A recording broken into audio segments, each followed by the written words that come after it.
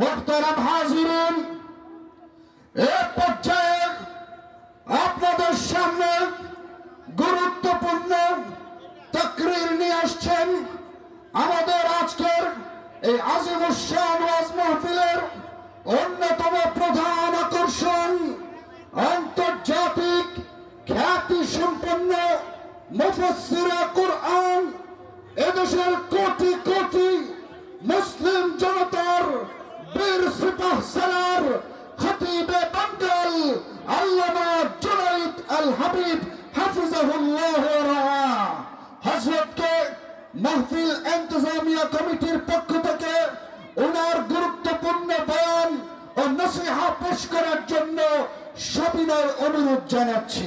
আসসালামু আলাইকুম ওয়া রাহমাতুল্লাহি ওয়া বারাকাতুহু।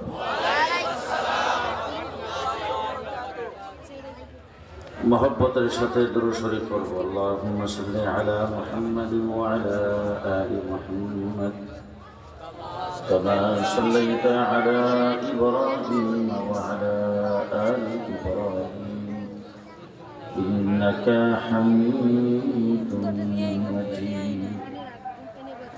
اللهم بارك على محمد وعلى آل محمد كما باركت على إبراهيم وعلى آل إبراهيم إنك حميد مجيد. إن الحمد لله الحمد لله وحده والصلاة والسلام على من لا نبي بعده. أعوذ بالله من الشيطان الرجيم. بسم الله الرحمن الرحيم. اليوم أكملت لكم دينكم وأتممت عليكم نعمتي ورضيت لكم الإسلام دينا. صدق الله العظيم. وقال رسول الله صلى الله عليه وسلم تركت فيكم أمرين لم تضلوا ما تمسكتم بهما كتاب الله وسنة رسوله أو كما قال عليه الصلاة والسلام. बुजुर्गान मुहतरम हजरत उलमाए किराम समवेत बरादरान इस्लाम,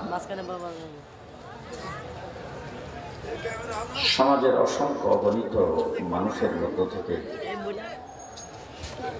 বাছাই করে নির্বাচিত করে আল্লাহ পাক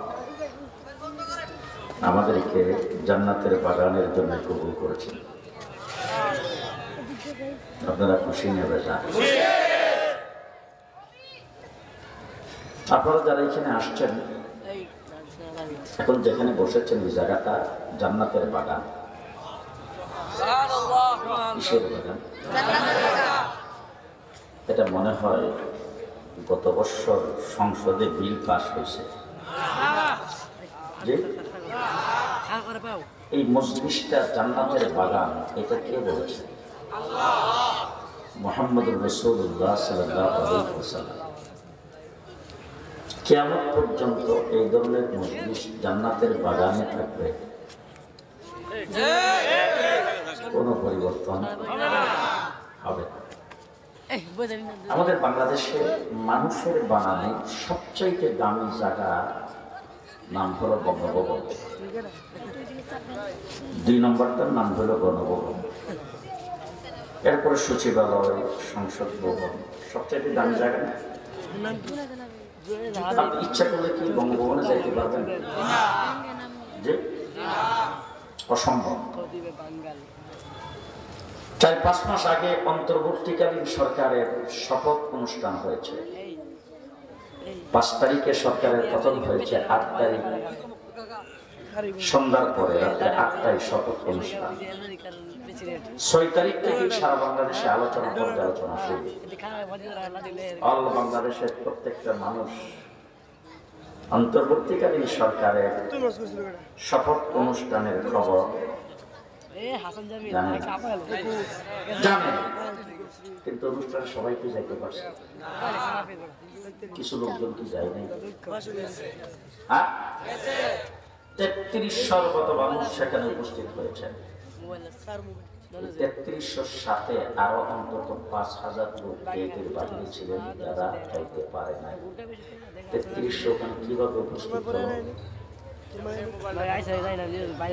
যাদেরকে বঙ্গভবন থেকে আলাদা কার্ড দিয়ে দেওয়া হয়েছে তারা যাইতে পারছেন, সারা বাংলাদেশের মানুষ জানার পরও যাইতে পারেনি। আজকের মাহফিলের খবরও চতুর্দিকে সবাই জানে, সবাই আসতে পারেনি। যাদেরকে আল্লাহ পাক আলাদা কার্ড দিয়ে দাওয়াত দিয়েছেন তারাই আসতে পারেছে। 2 নম্বর, অনেক লোকজন কিন্তু ওই শপথ অনুষ্ঠানের ভিতরে ঢুকতে পারে না, গেটের বাহিরে কিন্তু তারা অপেক্ষায় ছিল। কতক্ষণ পরে পরে গেট দিয়ে এক একজন ভিতরে ঢুকে আরেকজন বের হয়, তারা শুধু গেটের বাহির থেকে এইভাবে লাফায়।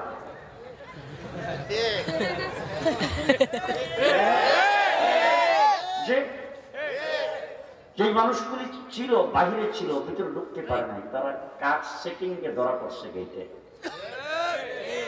আজকের মাহফিলের চতুর্দিকেও দোকান পাটে বিভিন্ন জায়গায় লোকজনের অভাব নেই, তারাও এখানে আসার পরে কার্ড চেকিং এ ধরা পড়ছে। ওই মানুষগুলিও শেষ পর্যন্ত অনেকেই বাহিরে থাকবে, মাহফিলে আসতে পারবে না। এখন যেখানে বসেছেন সেটা জান্নাতের বাগান। বাগান দামি না? আপনারা যারা আসছেন আপনারাও দামি। বেশি দামি মানুষ যদি হয় তার পাহারাটাও অনেক দামি। আমার বাংলাদেশের আজকে যদি আপনাদের এখানে কোনো উপদেষ্টা আসতো, এখন তো আর মন্ত্রী নেই, কোন একজন উপদেষ্টা যদি আপনাদের এখানে আসতো, তাইলে তার সাথে 2-1 পুলিশ থাকতো। পুলিশ আগের থেকে এসে দেখতো উপদেষ্টা সাহেব আসবেন, তুমি বলবেন কোথায়, উনি দাঁড়াবেন কোথায়, স্টেজটা কেমন হয়েছে, আপনারা কে কে স্টেজে আসেন। বাংলাদেশের ভিভিআইপি প্রেসিডেন্ট যদি আসতো, 3 দিন আগের থেকে এই জায়গাটা চেকিং হইত, অত্যাধুনিক পদ্ধতিতে, প্রয়োজনে কুত্তা দিয়া। চেকিং এর পরে আশেপাশের কোন বিল্ডিং থাকলে সকাল থেকে বিল্ডিং এর ছাদের উপর পুলিশ, যদি বিল্ডিং না থাকে বাঁশ দিয়ে টাওয়ার বানায় হিডের উপর পুলিশ।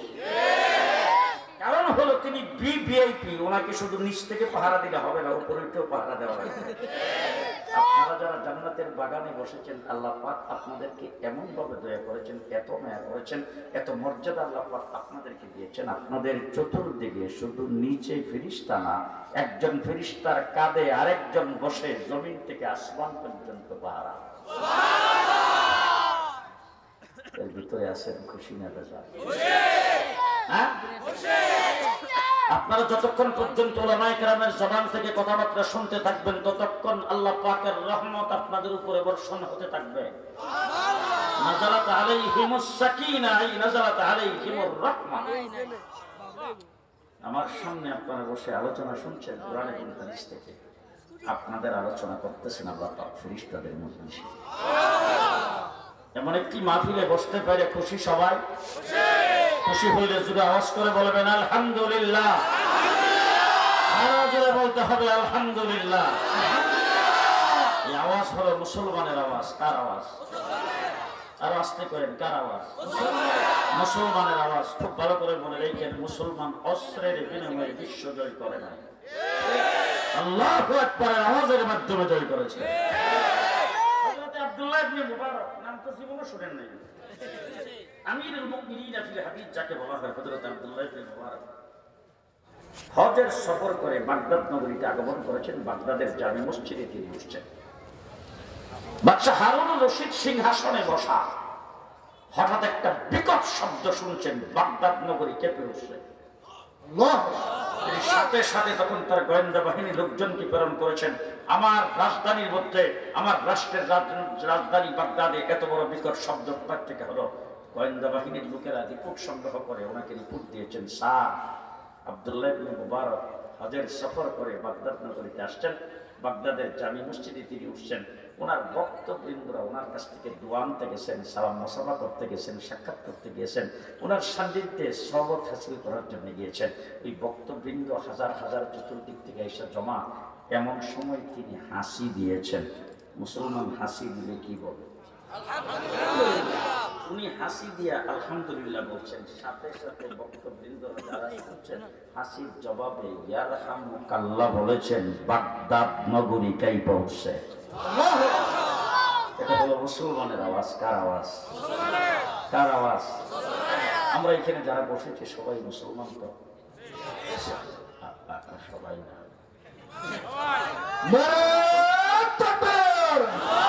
আমরা সবাই কি মুসলমান? মুসলমান একথাটা বলতে কি কোনো লজ্জা আছে? ভয় আছে? দরকারের ভিতরে কলিজা কাঁপে, অন্তর কাঁপে? কতক্ষণ পর্যন্ত বলতে পারবেন? বুঝা শুই না জবাব দিবেন, বুঝা শুই না জবাব দিবেন। বক্তৃতার মধ্যে দাঁড়িয়ে অনেক সময় আমিও বলি, বাংলাদেশের অনেক ওলামায়ে কেরাম বলে আমার এই দেশ শাহজালালের দেশ, শাহপরানের দেশ, আমার এই দেশ খান জাহান আলীর দেশ, আমার দেশ হাবিব চৌধুরীর দেশ, অলি আব্দুল গাউস কুতুবের দেশ। আমার দেশের মাটির নিচে অনেক আল্লাহর অলি আব্দুল গাউস কুতুব শুয়ে আছেন, শাহজালাল শুয়ে আছেন।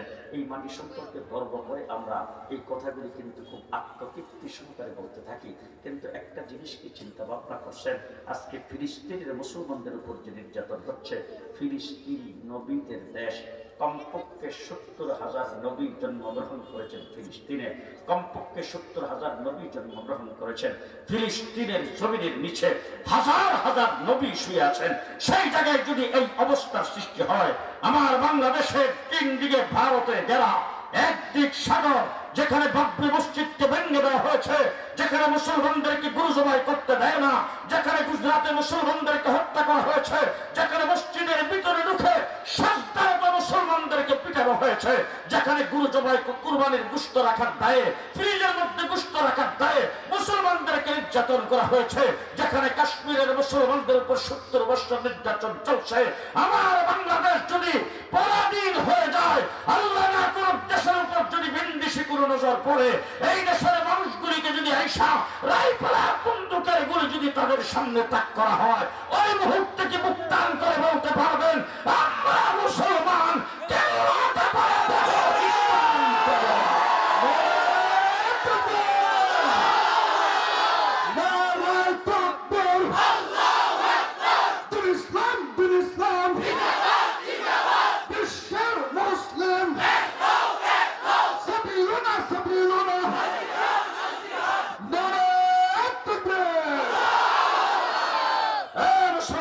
মুসলমান হয়ে থাকেন, জন্মের পর যদি ডাইনকানে আযান আর বামকানে ইকামত হয়ে থাকে, তাহলে বুক টান করে থাকতে হবে আর পরিষ্কার বুঝিয়ে দিতে হবে, ভারত তুমি আমার বিরুদ্ধে যদি কথা বলো, আমার রাষ্ট্রের বিরুদ্ধে যদি ষড়যন্ত্র করো, জেনে রাখো তুমি রাষ্ট্রবল হতে পারো, তোমার সৈন্যবল বিষয় হতে পারে, তোমার রক্ত বিষয় হতে পারে, তোমার শক্তি বিষয় হতে পারে, তোমার রাষ্ট্রের দিক থেকে তুমি অধিক বড় হতে পারো, কিন্তু আমরা মুসলমান কেন কাটায় দেব?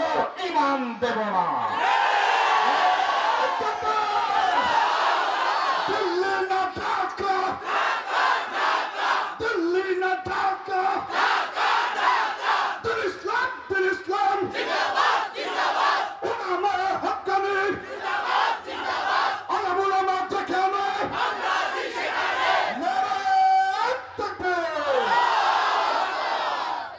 মুসলমান আমরা মুসলমান, আমরা কেমন মুসলমান দেখতে ভালো করে চিন্তা ভাবনা করতে হবে। আমরা কেমন মুসলমান? আমাদের সম্পর্কে কোরআনে আল্লাহ পাক বলেছেন কুনতুম খায়রা উম্মাতিন উখরিজাত লিন-নাস, সকল উম্মতের ভিতরে তোমাদেরকে শ্রেষ্ঠ উম্মত বানিয়েছি। আমরা মুসলমান, আমরা বিশ্ব নবীর উম্মত। আমরা কার উম্মত? আমরা কার উম্মত? অতীতে নবী পৃথিবীতে আগমন করেছেন, নবী চলে গেছে, তার কিতাবও চলে গেছে, নবী চলে গেছে, তার নবুয়তি চলে গেছে, নবী চলে গেছে, তার মুজিজা চলে গেছে, নবী চলে গেছে, তার তরিকা চলে গেছে, নবী চলে গেছে, তার শরীয়ত চলে গেছে, নবী চলে গেছে। আজকে হযরত মুসা আলাইহিস সালাম দুনিয়া থেকে চলে গেছে। গোটা পৃথিবীর সমস্ত ইহুদিদেরকে চ্যালেঞ্জ করে বলতে চাই, আসো দেখি লাঠি হাতে নিয়ে। মুসা আলাইহিস সালামের লাঠি হাত থেকে মাটির মধ্যে ছাড়লেই সাপ হতো। গোটা পৃথিবীর ইহুদিরা চেষ্টা করে একটা লাঠির দ্বারা সাপ বানাইতে পারবা না। হযরত মুসা আলাইহিস সালামের কাছে তাওরীত কিতাব নাযিল হয়েছিল। আজকের গোটা পৃথিবীর ইহুদি সম্প্রদায়কে চ্যালেঞ্জ করে বলতে চাই, গোটা পৃথিবীতে তাওরীতের একজন হাফেজ দেখাও, তাওরীতের একটা কপি দেখাও। আছে? নাই। আপনাদের সন্দেহ আছে? আছে? নাই। আমার নবী পৃথিবীতে আগমনের মাত্র 500 বছর আগে হযরত ঈসা আলাইহিস সালাম পৃথিবীতে আগমন করেছিলেন। হযরত ঈসা আলাইহিস সালামের নাম হলো রূহুল্লাহ। হযরত ঈসা আলাইহিস সালামকে আল্লাহ তাবারক ওয়া তাআলা ইনজিল কিতাব দিয়েছিলেন। ঈসা আলাইহিস সালাম চলে যাওয়ার মাত্র 500 বছর পরে আমার নবী পৃথিবীতে আগমন করেছেন। আজকে তো 2000 বছরের উপরে। 2000 বছরের হিসাব আমি আপনাদেরকে দিতে চাই না, শুধু 500 বছরের হিসাব দিতে চাই। 500 বছর পরে রাসূল আয়েশা দেখে ঈসা আলাইহিস সালামের উম্মতেরা বাইতুল্লাহর চতুর্দিকে 360টা মূর্তি লাগাইছে। ঈসা আলাইহিস সালামের তরিকা কি মূর্তি ছিল? ঈসা আলাইহিস সালাম কি মূর্তি পূজা করতেন? মূর্তি পূজার কথা বলতেন? ঈসা আলাইহিস সালামের তরিকা গেল কোথায়? তারা মূর্তির পূজা শুরু করেছেন। তারা লাত, উজ্জা, মানাত আর হুবলের পূজা করে। বাইতুল্লাহ শরীফের ভিতরেও মূর্তি লাগাইছে। 500 বছর পরে 500 বছর পরে রাসূল আয়েশা দেখলো বাইতুল্লাহ শরীফটা তারা উলঙ্গ হয়ে তওয়াফ করে। 500 বছর। আরে 500 বছর পরে রাসূল আয়েশা দেখে তারা অসভ্যতার এমন চরম পর্যায়ে পড়ছে, মেয়ে সন্তান জন্মগ্রহণ করলে জিন্দা কবর দেয়। শিক্ষা, সংস্কৃতি, কৃষ্টি, কালচার তাদের মধ্যে কিছুই নেই। জি 500 বছর। আজকের দিনে গোটা পৃথিবীর খ্রিস্টান জগৎ, যারা গোটা পৃথিবীতে মাতবরি করে, আমেরিকা গোটা পৃথিবীতে মাতবরি করে, আমেরিকার ধর্ম হলো খ্রিস্টান, ইউরোপের ধর্ম হলো খ্রিস্টান, কানাডার ধর্ম হলো খ্রিস্টান, ইংল্যান্ডের ধর্ম হলো খ্রিস্টান, গোটা পশ্চিমা দুনিয়া আজকে গোটা পৃথিবীতে যারা মাতবরি করতেছ, যারা পৃথিবীর বিভিন্ন দেশে যারা যুদ্ধ বাজায়া অস্ত্র বিক্রির কারখানা করেছ, যারা পৃথিবীতে মাতবরি করতেছ, যারা পৃথিবীর মানুষগুলিকে আঙ্গুলের ইশারায় হেলাও, পরিষ্কার ভাষায় তোমাদেরকে বলতে চাই, গোটা পৃথিবীর জমিনে তোমাদের ধর্মগ্রন্থের একটা হাফেজ আছে? হাফেজ হযরত ঈসা আলাইহিস সালামের কাছে যে ইনজিল কিতাবটা নাযিল হয়েছিল, সেই কিতাবটার একটা কপি দেখাও তো। আছে? জি, ইনজিলের কপি থাকবে দূরের কথা। আমি জিজ্ঞেস করতে চাই, আমাদের কোরআন কারীম আল্লাহ পাকের কালাম কোন ভাষায়? আরবি ভাষা। আরবি ভাষা পৃথিবীর কোথাও নাই তো। আরবি ভাষা পৃথিবীর জমিনে আছে? কোন এলাকার ভাষা আরবি? মিডল ইস্টের ভাষা আরবি। আর সৌদি আরব, আরব আমিরাত, কাতার, কুয়েত সহ মিডল ইস্টের বিশাল একটি অঞ্চলের মানুষ কোরআনের ভাষায় কথা বলে, আরবি ভাষায় কথা বলে, আমার রাসূলের ভাষায় কথা বলে। আর আমার কোরআন আরবি ভাষায় নাযিল হয়েছে। পৃথিবীর একটা বিশাল অঞ্চলের মানুষ সেই ভাষায় কথা বলে। আজকে খ্রিস্টান সম্প্রদায়কে, ঈসাই সম্প্রদায়কে চ্যালেঞ্জ করে বলতে চাই, ঈসা আলাইহিস সালামের কাছে যে ইনজিল কিতাবটা নাযিল হয়েছিল, যেই ভাষায় নাযিল হয়েছিল, এই ভাষাটা পৃথিবীর কোথাও দেখাও আছে? আমার কোরআন আছে তো? আছে। রাসূলের যুগে বোধহয় সূরা ফাতিহার আয়াত 21টা ছিল, এখন 7টা হয়েছে। জি, রাসূল কোরআন যেইভাবে আল্লাহ পাক কোরআন হুজুর আকরাম সাল্লাল্লাহু আলাইহি ওয়াসাল্লামের কাছে নাযিল করেছেন, আল্লাহ রাসূল সাহাবায়ে কেরামকে যেই কোরআন পৌঁছেছেন, সাহাবায়ে কেরাম যেই কোরআন পড়ছেন, হুজুর আকরাম সাল্লাল্লাহু আলাইহি ওয়াসাল্লাম যেই কোরআন নিয়ে পৃথিবীতে আগমন করেছেন, সেই কোরআন এখনো আছে। পরিবর্তন হয় নাই। ও আমার ভাইরা, হয় নাই কেন, কি জন্য হয় নাই, এই কথাটা আমি সংক্ষেপে আপনাদেরকে বুঝাইতে চাই। কোরআন আল্লাহ পাকের কালাম, নাযিল হয়েছে মুহাম্মদুর রাসূলুল্লাহ সাল্লাল্লাহু আলাইহি ওয়াসাল্লামের কাছে। হুজুর আকরাম সাল্লাল্লাহু আলাইহি ওয়াসাল্লাম কোরআন আল্লাহর কাছ থেকে পাইছেন মুখস্থ।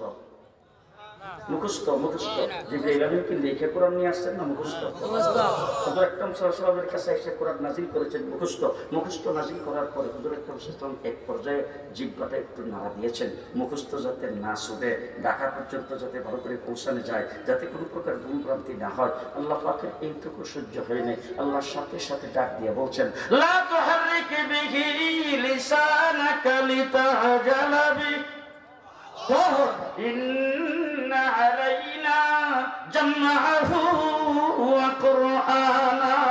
আল্লাহু আকবার। হাবিব, কোরআন আপনার কাছে নাযিল করেছি, আপনি এটাকে মুখস্থ রাখার জন্য জিহ্বা নাড়া দিয়েছেন। আর জিহ্বা টুক নাড়তে হবে না, আপনার কোনো প্রকার চেষ্টা করতে হবে না। আমি আল্লাহ কোরআন নাযিল করেছি, আপনার সিনার ভিতরে কোরআন জমা করার দায়িত্ব আমি আল্লাহ গ্রহণ করলাম। হুজুর আকরাম সাল্লাল্লাহু আলাইহি ওয়াসাল্লামের এই দিন আল্লাহ পাক নাযিল করেছেন। এবার রাসূল সাল্লাল্লাহু আলাইহি ওয়াসাল্লামের দ্বীনের অবস্থাটা খুব ভালো করে বুঝেন। কোন ভাষায় বললে আপনারা বুঝবেন, আমি তো সেটাই বুঝতেছি না। আমার বাংলা কথা নিশ্চয়ই আপনারা বুঝতেছেন। হুজুরের আগে 1,24,000 নবী পৃথিবীতে আগমন করেছেন। শুধু একজন নবীর দৃষ্টান্ত দিতে চাই, হযরত নূহ আলাইহিস সালাতু ওয়াস সালাম 950 বছরের নবী।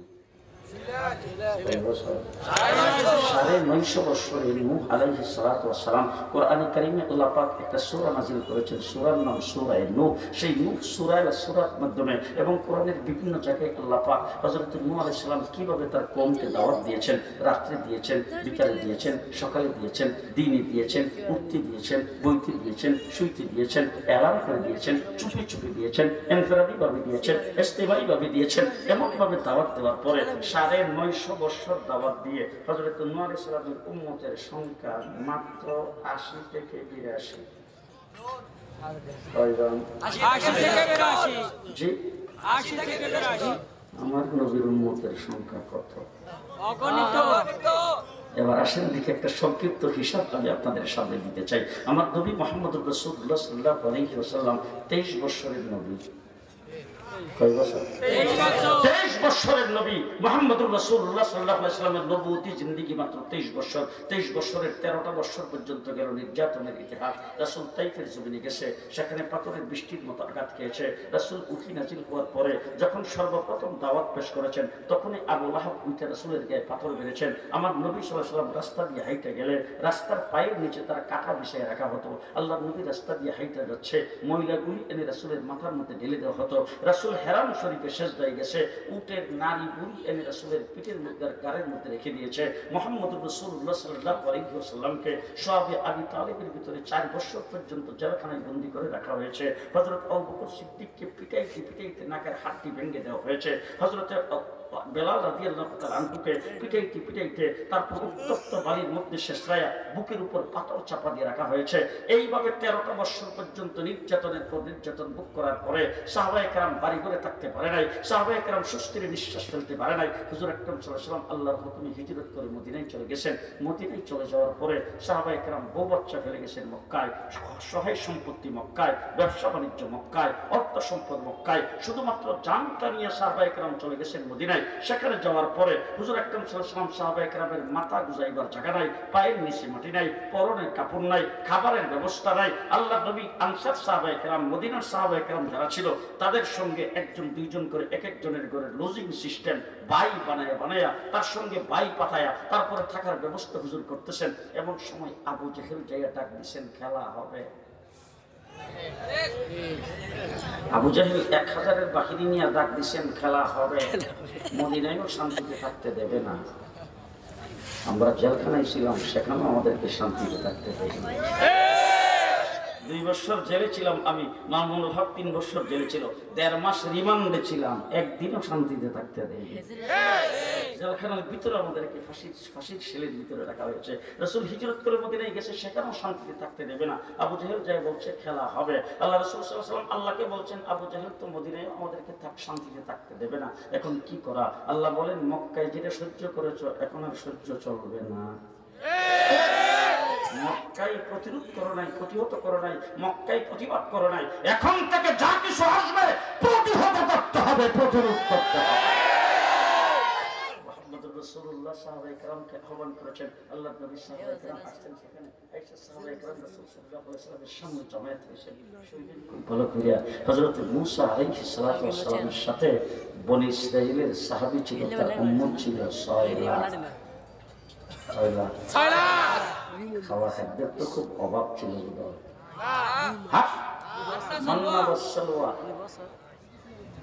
আসমান থেকে তৈরি করা খাবার গরম গরম। এখন যখন যেটা মনে চায়, পানির দরকার হয়েছে, লাঠি দিয়া পাথরের মধ্যে আঘাত করছে, নহর জারি হয়েছে, স্বচ্ছ পানি, মিনারেল ওয়াটার 12টা। সাগর পানি দিতে হবে, রাস্তা হয়ে গেছে, 2 দিকে পানির বরফ হইয়া পানির পাহাড়। এত নিয়ামত আল্লাহ পাক যাদেরকে দিয়েছেন তাদেরকে হযরত মূসা আলাইহিস সালামের সাথে 6 লাখ, ফেরাউনের বাহিনী হলো 9 লাখ। এবার হযরত মূসা আলাইহিস সালাম তাদেরকে বলছেন ফেরাউনের বিরুদ্ধে যুদ্ধ করা লাগবে। শব্দে মিল্লাক মূসা, যদি যুদ্ধ করতে হয় তুমি আর তোমার আল্লাহ কইরো, আমরা না।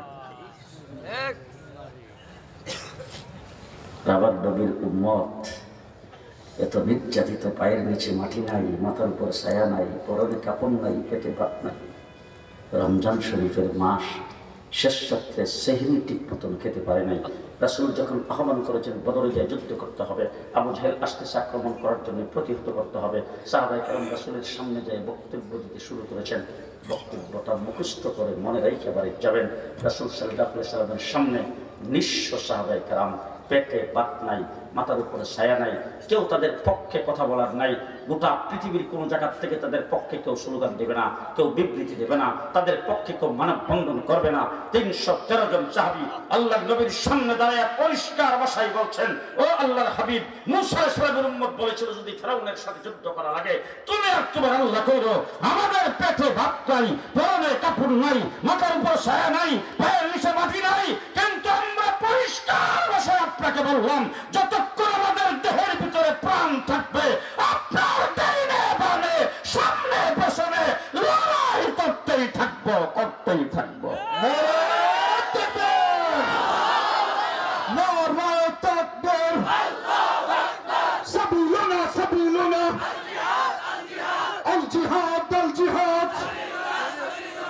ইসলাম, দিন ইসলাম,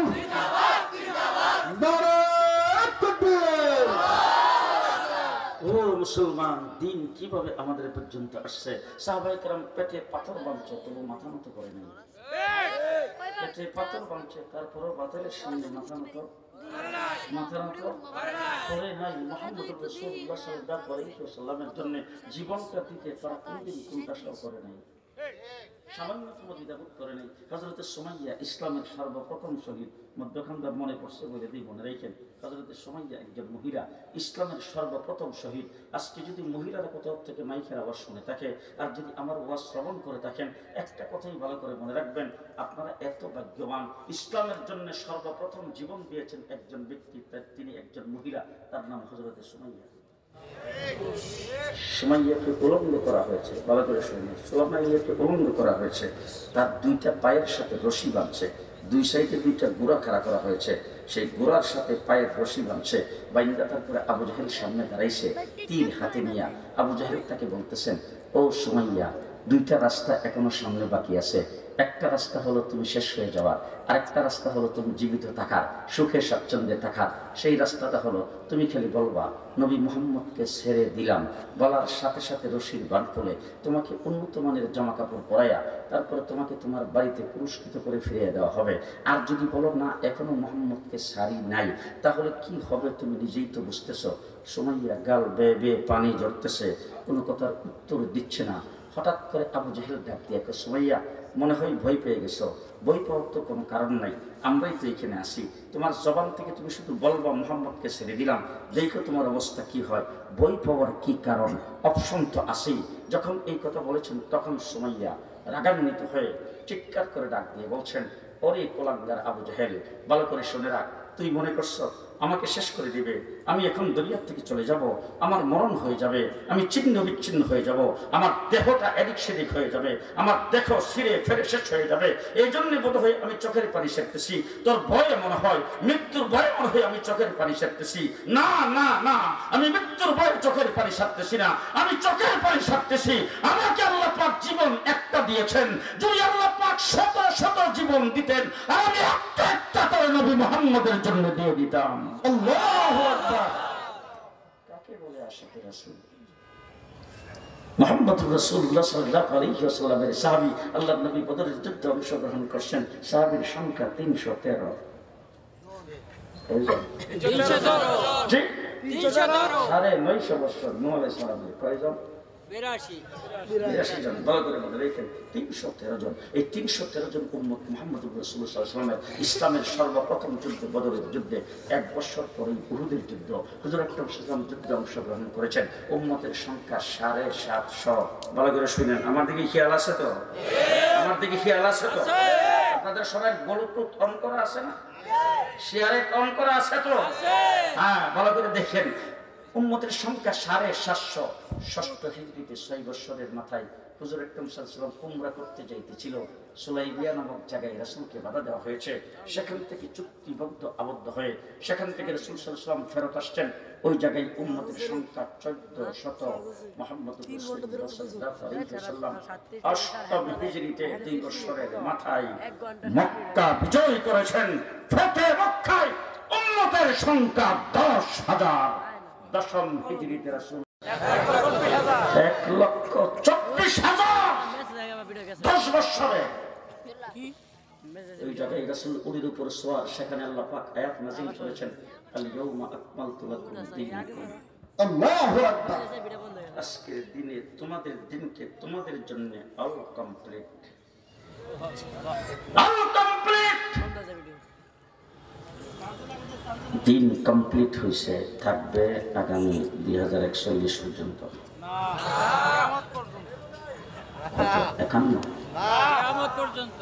2080 কতদিন পর্যন্ত থাকবে? খুব ভালো করে বুঝবেন। আদম থেকে ঈসা পর্যন্ত সমস্ত নবী পৃথিবীতে আগমন করেছেন। দিন ইসলাম কমপ্লিট। আল্লাহ পাক করেছেন মুহাম্মদুর রাসূলুল্লাহ সাল্লাল্লাহু আলাইহি ওয়াসাল্লামের মাধ্যমে 100 লক্ষ সাহাবায়ে কেরামের সামনে। 100 লক্ষ সাহাবায়ে কেরামের সামনে দিন ইসলাম কমপ্লিটের ঘোষণা আল্লাহ পাক দিয়েছেন।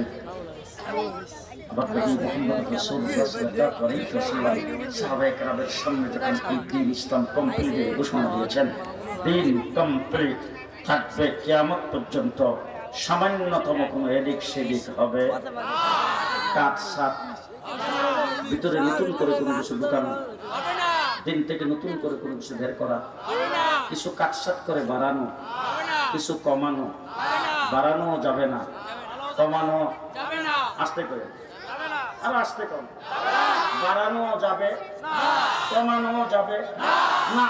দিন আজকের থেকে 1450 বছর আগে রাসূলের কাছে যেইভাবে কমপ্লিট হয়েছে, সেই দিন কমপ্লিট এখন পর্যন্ত আছে, কিয়ামত পর্যন্ত থাকবে। কোন প্রকার বাড়ানো কমানো হবে না। কথা বলেন ঠিক না ঠিক? জমানার পরিবর্তন হতে পারে, যুগের পরিবর্তন হতে পারে, আধুনিক হতে পারে, মডার্ন হতে পারে, ডিজিটাল হতে পারে, স্মার্ট হতে পারে। ইসলামের পরিবর্তন হবে না। ইসলামের পরিবর্তন হবে না। হবে হবে না। আজকের থেকে 1400 বছর আগে আল্লাহ পাক সুদকে হারাম করেছেন, এখনো হারাম আছে, কিয়ামত পর্যন্ত হারাম থাকবে। কোনদিন সুদ হালাল হবে?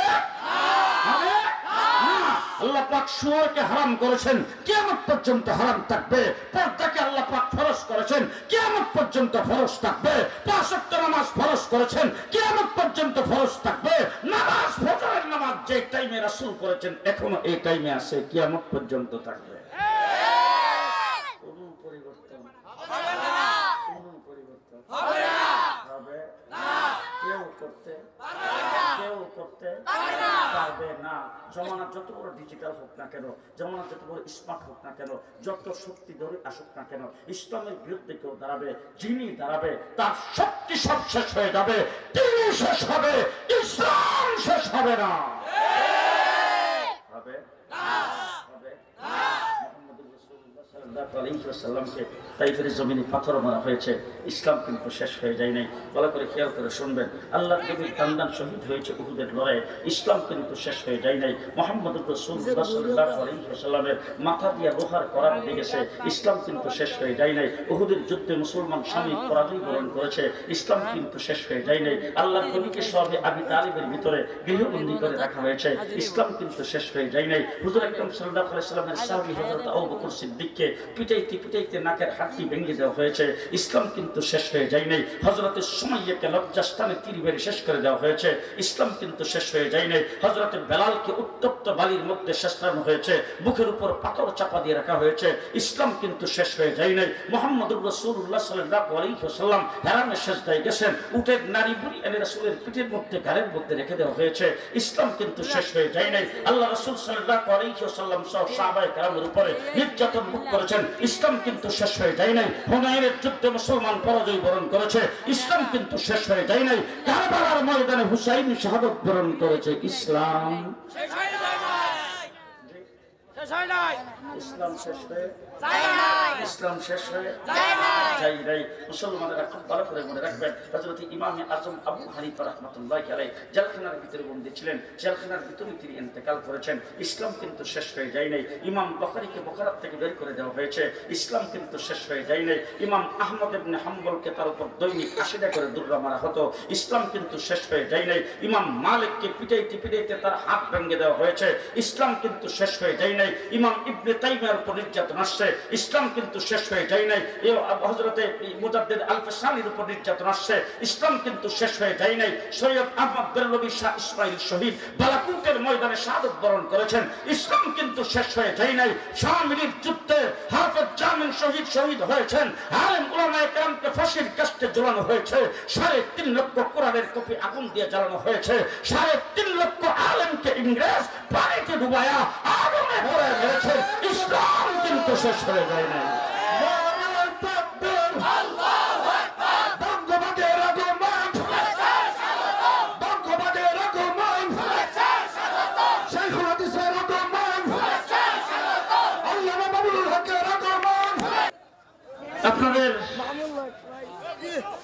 আপনাদের আশা আকাঙ্ক্ষার ফসল আপনারা যার জন্য অপেক্ষায় প্রখর গুনতেছিলেন, যিনি আপনাদের লোকের খোরাক দেবেন, আগামী দিনের কর্মসূচি ঘোষণা করবেন, দেশ ও জাতির জন্য উপকারী যেই সমস্ত জিনিসপত্র, যেই সমস্ত কথাবার্তা সেইগুলি বলবেন।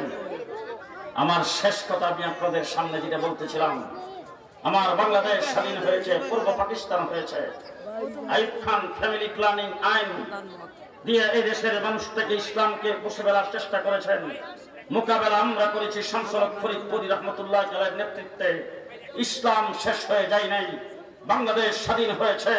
দেশ স্বাধীনের পরে এই দেশে রাজনৈতিকভাবে, সিয়াসিভাবে, রাষ্ট্রীয়ভাবে ইসলাম নিয়ে ষড়যন্ত্র হয়েছে, আমরা মোকাবেলা করেছি। শাইখুল হাদিস আমরা মোকাবেলা করেছি হযরত হাফিজ হুজুর রাহমাতুল্লাহি আলাইহির নেতৃত্বে। এদেশের মানুষকে মুশরিক বানাইবার ট্রাই করা হয়েছে, শিখা চিরন্তন জেলে আমরা মোকাবেলা করেছি। শাইখুল হাদিস আল্লামা আজিজুল হকের নেতৃত্বে তসলিমা নাসরিন কোরআন পরিবর্তনের কথা বলেছেন, আমরা মোকাবেলা করেছি। বাইতুল মুকাররমের খতিব উবাইদুল হকের নেতৃত্বে হাইকোর্ট থেকে 2 জন বিচারপতি ফতোয়ার বিরুদ্ধে রায় দিয়েছেন, আমরা মোকাবেলা করেছি। মুফতি ফজলুল হক আমিরের নেতৃত্বে শাহবাগে নাস্তিকার মুরতাদরা একত্রিত হয়ে আল্লাহ রাসূলের বিরুদ্ধে কটূক্তি করেছেন, আমরা মোকাবেলা করেছি। আল্লাহ মুহাম্মদ শফির নেতৃত্বে শাপলা চত্বরকে রক্তে রঞ্জিত করে 2021 সালে বাবার মূর্তি স্থাপন করে দেশের মানুষকে গোমরাহ বানাইতে চেয়েছে, আমরা মোকাবেলা করেছি জনাব বাবুনগরের নেতৃত্বে। আপনাদের সামনে বলে গেলাম, শেষ কথা আপনাদের সামনে বলে গেলাম, আমার এদেশে বর্তমানে যারা সরকার বিরোধী ছিলেন, বিএনপি বলেন, জামাত বলেন, অপরাপর দলগুলি বলেন, আপনারা নির্যাতিত হয়েছেন, আপনাদের অনেককে ক্রস ফায়ার দেওয়া হয়েছে, আপনাদের অনেককে ফাঁসির কাস্টে ঝুলানো হয়েছে, আপনাদের বিরুদ্ধে হাজার হাজার মামলা দিয়ে লক্ষ লক্ষ আসামি করা হয়েছে। আপনাদের নির্যাতনের কথা আমরা ভুলে যাই নাই, আপনাদের উপরে নির্যাতন হয়েছে, আমরাও দুঃখিত, কিন্তু আপনাদের সকলের নির্যাতন একসাথে করলে আমার শাপলা চত্বরের এক রাত্রের সমান হবে না। শাপলা চত্বরে এক রাত্রে 1,54,000 গুলি চালানো হয়েছে। তাহাজ্জুদরত, জিকিররত, মুনাজাতরত আলেম ওলামায়ে কেরামের উপরে, আল্লাহর ওলিদের উপরে সেই নির্যাতন 15 বছর পর্যন্ত ভোগ করার পরে আল্লাহ পাক সিদ্ধান্ত গ্রহণ করেছেন, মাঠে নামাবেন ছাত্রদেরকে আবাবিল হিসাবে। আমার কওমি মাদ্রাসার ছাত্র, স্কুল কলেজের ছাত্র কাঁধে কাঁধ মিলায়া বাংলাদেশে আন্দোলনের সংগ্রাম করে জুলাই আগস্টের বিপ্লব হয়েছে। এই বিপ্লবের পরে এবারের বাংলাদেশ হবে ইসলামের বাংলাদেশ।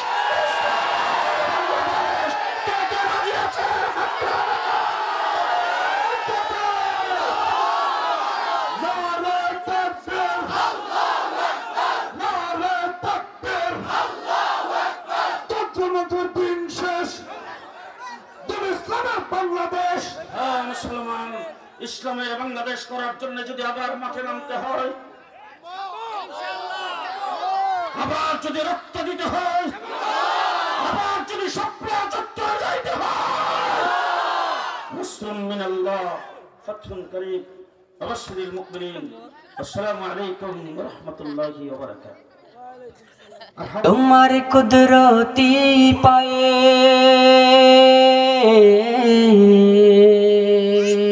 সিজদাতে মাথা